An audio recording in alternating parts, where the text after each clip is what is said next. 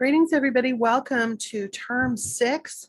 My name is Jackie Pierce. As you may already know, I am your instructor for ENG110, and I am going to be joining you via Zoom live-ish every Monday to go over the week's assignments and to help you navigate potential pitfalls, make sure you're meeting all the requirements, like all of those things. So please consider it a habit to every Monday look for the weekly walkthrough video.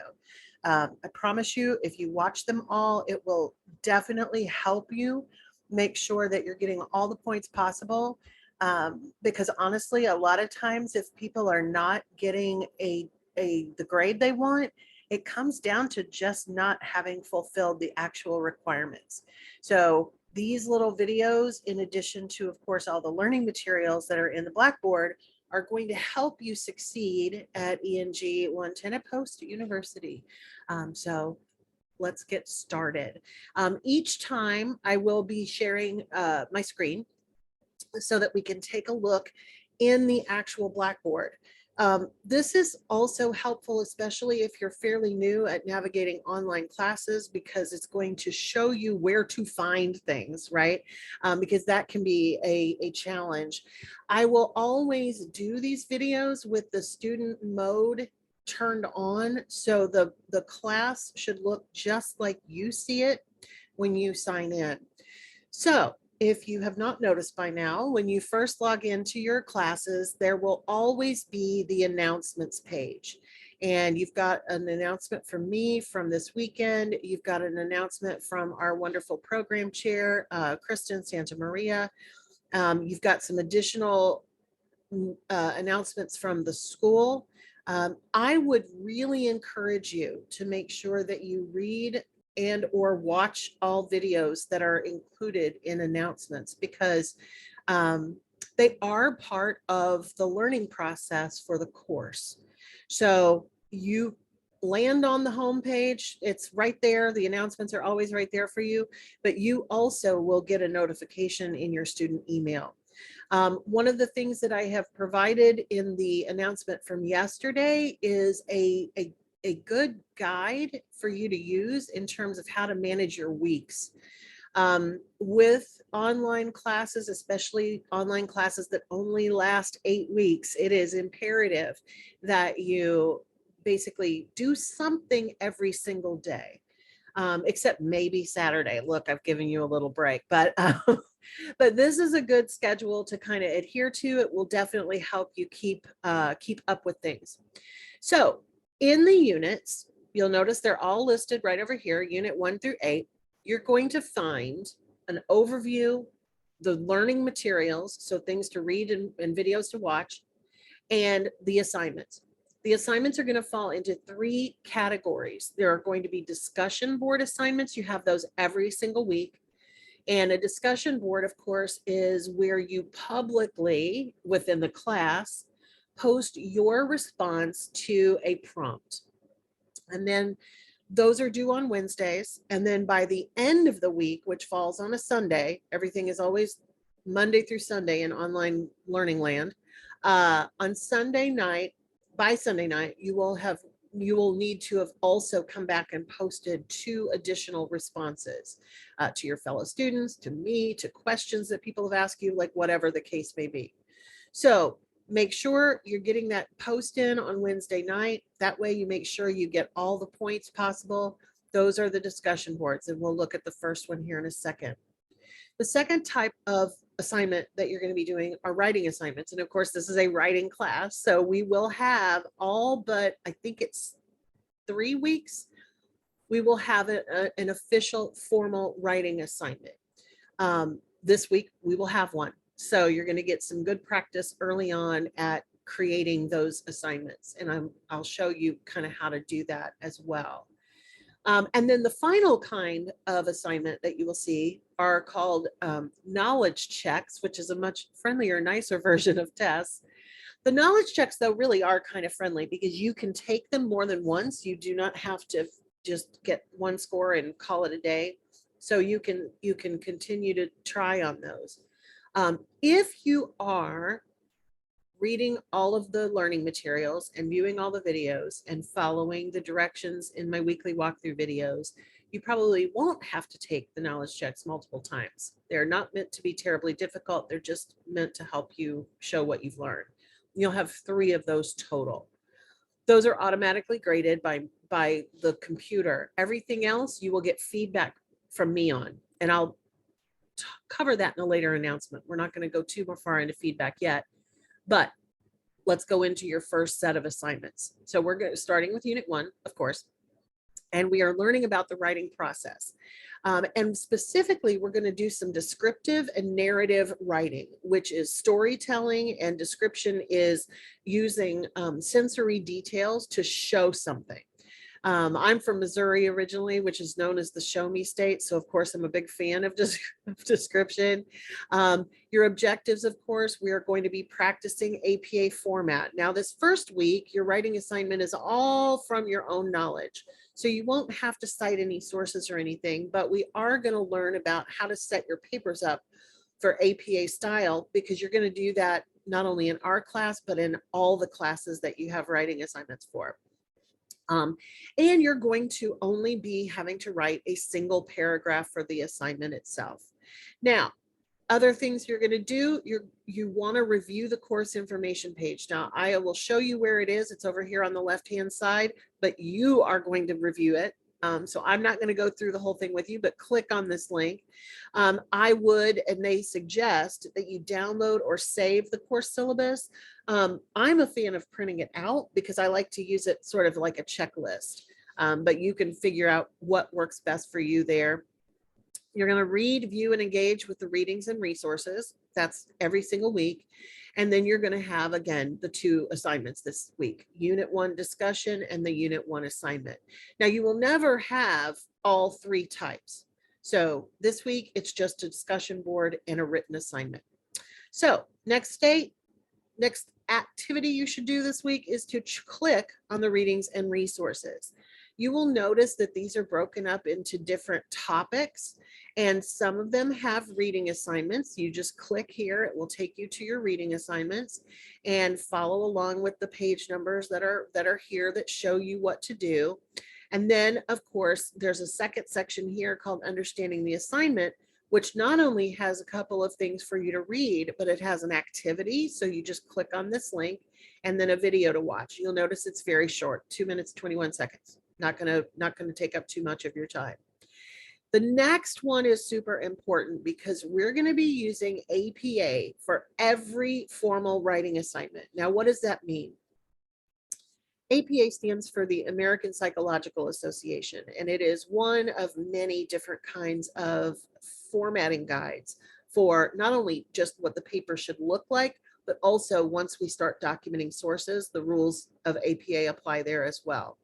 Notice that there is an APA link over on the left-hand margin. So this is an important one to come back to. This is also always available to you because, of course, Unit 1 is the first one. It's open now. It will be open for the rest of the term. So you should use all of these tools, including the first one, which is an actual APA template.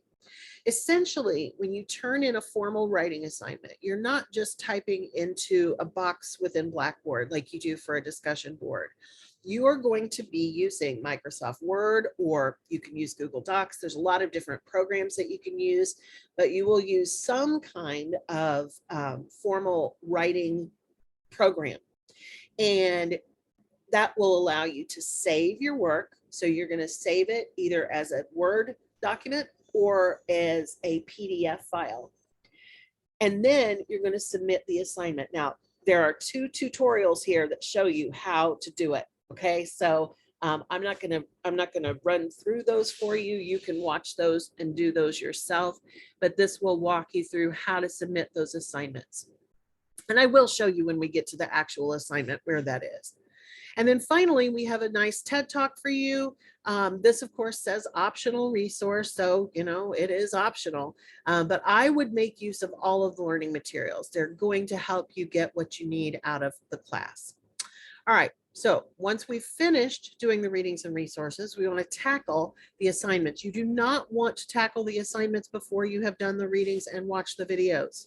I promise you it is worth it. That's where we learn, and then we demonstrate our learning. So the Unit 1 discussion board, we're going to click on this, this is what you do when you're ready to post. Now, we'll go back for a second here in a second and look at the actual prompt. But when you are ready to post your response, you're going to click this button that says create thread. And it does have the description here. So I'll just go over it here instead of back on the unit page. First paragraph, you're going to write 2 paragraphs for your discussion board. First paragraph, introduce yourself to the class. After reviewing the assignments listed on the course information page, write a brief explanation of how you plan to use your time management skills from your first 2 classes to help you complete your written assignments. Then share your feelings regarding writing coming into the class. In the second paragraph, you're going to practice this narrative, storytelling, and descriptive writing by writing about a place. You can choose any place that has influenced you in a positive way. It could even be your bedroom. It does not have to be some fancy place, but you should describe it to us. So give us the visual details, the sounds, the sights, the tastes, if there are any, all the senses that will help us get a clear picture of this place. In each assignment, you are graded based on a rubric. So you should always review the rubrics so that you know what your grade is based on. This will show you where the points come from, and you will also be able to see a completed version of that once you get your grade back. And again, we'll talk about how to find that feedback a little bit later in the week, maybe next week in the weekly walkthrough. So when you're ready to post, you're going to give it a title. So let's just call it intro. And you're going to type your response directly into this box. Now, you will have access to Grammarly. So this will give you a chance to do some spell check and that sort of thing. But I highly recommend using Word or whatever word processing program you are using to type your response in and then copy it and paste it in here. The benefit of that is that you will be able to save it. And so you can always come back to it later. All right, once you're done, you click the submit button and that is that. All right, next assignment, again, is your writing assignment. Now, these also come with a document. This is what you would consider your assignment sheet for the detailed instructions and the grading criteria. Again, I highly recommend printing this out. There's one for each of the writing assignments, and it's very good to have it in front of you while you're planning it, while you're writing it, and while you're about to turn it in. This is where you can double check to make sure that you have met all of the requirements. So let's open this one and take a look at it. You'll notice it is 4 pages. 2 of that, of course, is the grading rubric, but this is where you should read in depth each week about what you're supposed to do. So I'm going to go just to the instructions here. Write 1 paragraph about a specific person that left a significant and positive impression on your life. If you are going to share a person who has had a negative influence on your life, or if the reason they eventually became a positive influence is negative, that can be troublesome to write about. So I would really focus on someone that has been a positive figure in your life. Doesn't have to be a family member, could be a friend, could be anybody, could be a coworker. There's a lot of areas that you could look for. In the paragraph, you're going to consider these issues. Now, you don't have to name it this way, but what about this person makes them so significant to you? You're going to share that thought. And how would you describe that person to someone who does not know them? So obviously appearance is a descriptive thing, which we've already practiced in the discussion board, but their personality, that sort of thing as well. Narrative and descriptive writing is a combination of description and reflection. You want to include specific details to show the reader what you are writing about and then reflect on your subject. Now, important, the requirements. Notice that it needs to be in Word format or PDF. I've mentioned that earlier. If you use that template that's in the APA resources, it's already set up for you. All you have to do is type over the paragraph that's there and the names that are there and that sort of thing. The assignment should be a minimum of 7 sentences. Okay, this is not a short paragraph. This is a fairly long paragraph and should include the following. So you're going to have a cover page. APA has a front page that has your name and the class and all that identifying information. It also has a page number up in the right-hand corner. 7 sentences, of course, for the paragraph, and the paragraph will actually be on page 2. So you'll have the cover page is page 1, page 2 is the paragraph. You need to double space everything, use 1-inch margins, and then the best font and size to use, honestly, is Times New Roman 12 point. Many of your instructors in college will absolutely require that. APA really would allow for other sizes and fonts as long as they are standardized, but if you always use Times New Roman 12, you can't go wrong. Of course, you want to carefully proofread. You want to try to get rid of any punctuation, spelling, and grammar errors. It should be appropriate word choice for an academic setting. You should have clear sentence structure, utilize the senses, and include your reflection about why this person is important. So here again is a rubric. Like I said, you'll have these for every assignment. And then when you get your grade back, you will have a note about each of these and where you fell on that scale. So once you are ready to turn that assignment in and you will have saved it on your computer, you need to click on the link and then scroll down to where it says browse local files. You do not want to just write a submission. I kind of wish they would get rid of this button, but Blackboard puts it there. But you will want to browse your local files and then you will click on whatever it is. Let's use this one. Click open, and then you're going to, you have to agree to submit your paper to the Global Reference Database. Come down here and click the submit button. So once you've done that, it is turned in. When you are looking at your grades, you will notice that there are little symbols that pop up that show that you've turned it in, but it hasn't been graded yet. So you can always check your grades under My Grades. When you get grades back, this is also a good place to come and look at the rubric, and there will be a little link to any feedback as well. But we'll talk about that more in a later one. So welcome. I'm excited to work with all of you. Feel free to reach out if you need anything. You will have in my the Meet Your Instructor portion, you will have my office hours, Thursdays 10 to noon, and also by appointment. But you can text this number 203-828-3783. You can also, of course, email me anytime. I highly suggest making sure you start checking your post-student email if you're not used to it, because communications come through there first. I will be reaching out if there's any issues or anything, but you feel free to reach out to me as well. So I hope everyone has a great term 6, and please let me know if you have any questions. Thanks, everybody. Have a great day.